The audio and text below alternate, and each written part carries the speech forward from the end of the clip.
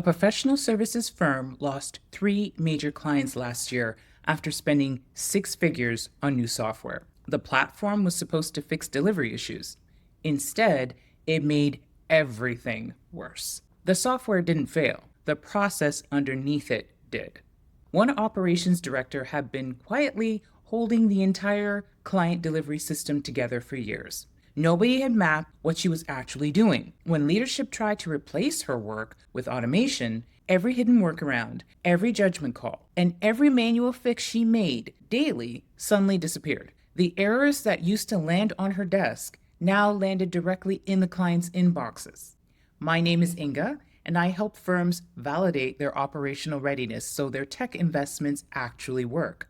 And in the next few minutes, I'm going to show you why firms keep breaking when they try to scale or improve operations, and what almost nobody sees until it's too late. Every year, professional services firms invest heavily in technology, new processes, or headcount reductions because growth has started to feel painful. Revenue is up, but everything feels harder. Clients are complaining more. Partners are stretched thin. The team is burning out. So leadership does what seems logical. They buy a tool or restructure to remove bottlenecks. But months later, the problems haven't gone away. They've only multiplied. The issue isn't the technology. It rarely ever is. It's that these firms don't actually understand how the work is getting done. They're only seeing the official process while they miss the invisible layer underneath. The bigger the firm gets, the more layers of informal work appear. And the more leaders try to optimize or automate without seeing those layers, the more expensive the mistakes become. Many of these firms presume that if something isn't documented, it must not be important enough. In reality, the opposite is often true. In every professional services firm I've worked with, there is a layer of work that never appears on org charts, process maps, or job descriptions. I call it the invisible human glue. It's the undocumented workarounds, the quiet interventions, and the judgment calls that keep broken processes from collapsing on themselves. Usually it lives with one or two people, often a senior analyst, an operations lead, or a long-tenured team member. They don't track this work. They just do it because if they didn't, client deliverables would completely fall apart.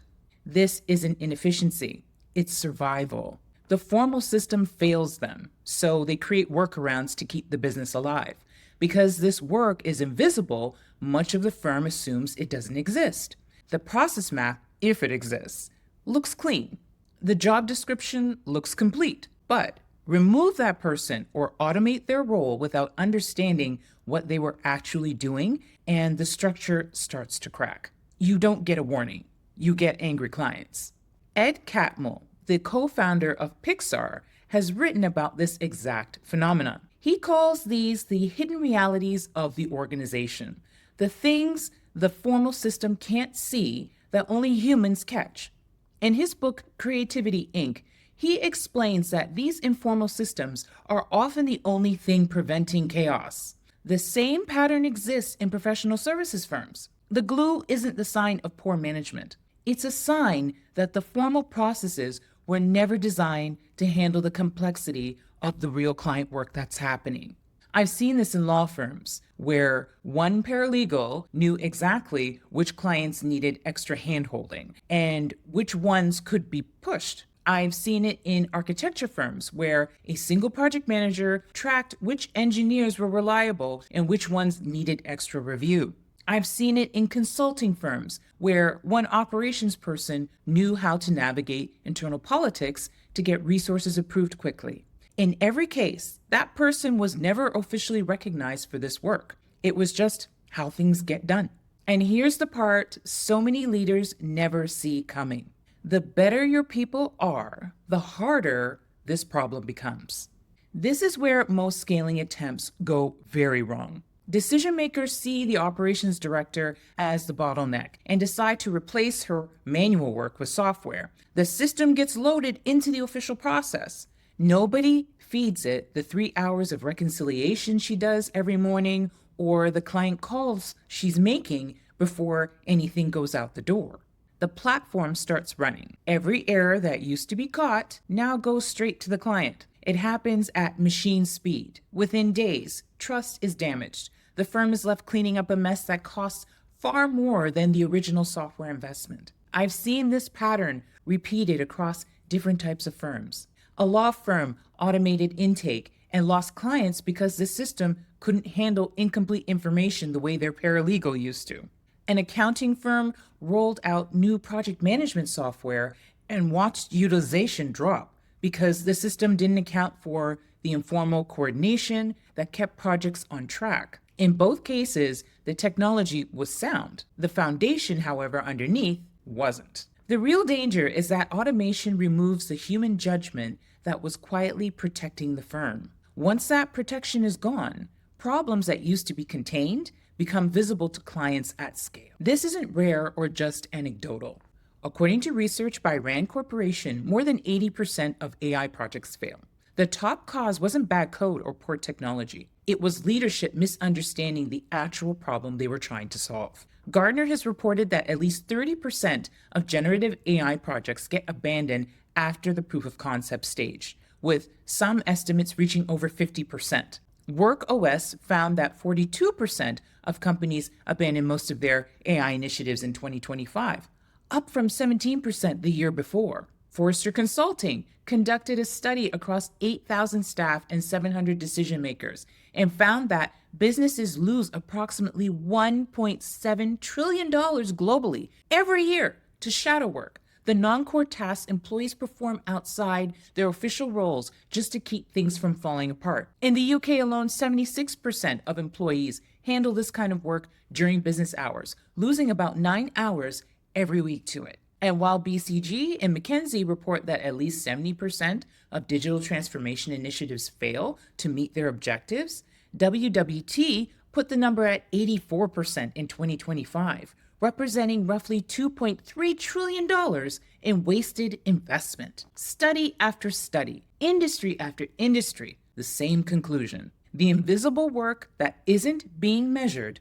doesn't get protected, and what's not protected becomes a significantly greater risk as a firm scales. When a firm is small, the founder or a few key people usually know exactly how everything works. They can personally catch problems and fix them. But as a firm grows past 30 or 40 people, that knowledge becomes distributed across more individuals. The informal systems, therefore, multiply. At the same time, leadership becomes more removed from the day-to-day operations. They start making decisions based on reports and dashboards rather than direct observation. This can create a dangerous gap. The people making investment decisions are the furthest removed from the actual work. That's why so many firms experience sudden breakdowns after periods of growth. The systems that used to work when everyone was in one room stop working when the team is distributed across multiple locations or when new people are brought in who don't understand the unwritten rules. Growth doesn't just add complexity, it hides the complexity that was already present. Before you invest in new technology or tools or new headcount or process changes, your core delivery process needs to pass 3 specific rules. First, it has to be repeatable.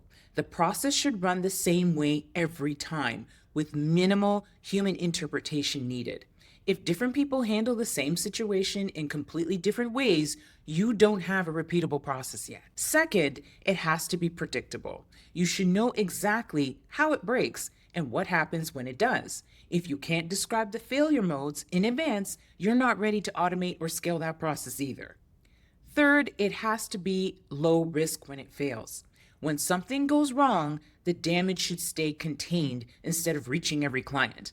If one broken output can damage multiple client relationships, the risk is too high to automate yet. If the process you're considering breaks any of these rules, then it's not a good candidate to automate or scale. However, it makes a perfect candidate for evaluating what can be done to fix its foundations. Many leaders never calculate the real cost of invisible work, even before any automation enters the picture. Forrester's research showed that shadow work is one of the biggest drivers of burnout, with half of employees saying it's the primary reason they feel exhausted. When firms then layer automation on top of these broken processes, they don't eliminate the problem, they just make it worse at scale. The invisible glue isn't a bug to eliminate. It's a signal pointing straight at the fractures in your foundation. When you ignore that signal and buy software instead, you pay twice, once for the tool and once for the cleanup when it fails. The glue was never the enemy. It was the only thing keeping you from seeing how broken things really were. The firms that fail with automation don't fail because the technology was bad. Again, most of the time this is true. They fail because they tried to automate something they didn't understand fully.